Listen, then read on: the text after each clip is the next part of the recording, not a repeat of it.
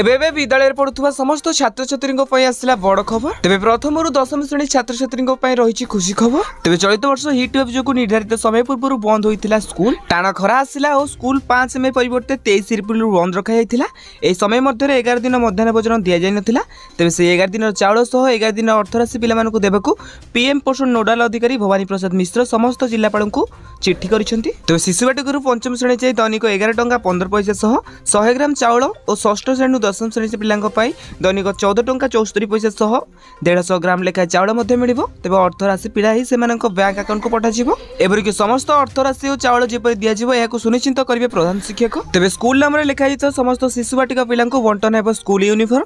प्रथम श्रेणी पिला शिशु बाटिका पिला दिज्व स्कूल पोशाक जोता मोजा टी सर्ट और ट्रैक पैंट टोपी सहित परिचय पत्र दिज्व। एथि खर्च हो जनक पिछा 1000 टंका। तेज यहाँ आसला नुआ अपडेट। जदि आपको ये वीडियो देखा चाहते तेज आम चैनल को सब्सक्राइब कर पाखे आसुवा बेल आइकन कॉल बटन में सेट करने सहित वीडियो हेल्पफुल होते निहत भाव वीडियो को लाइक कर डिस्क्रिप्शन टेलीग्राम चैनल लिंक अच्छी जाकि आप जानी जातु।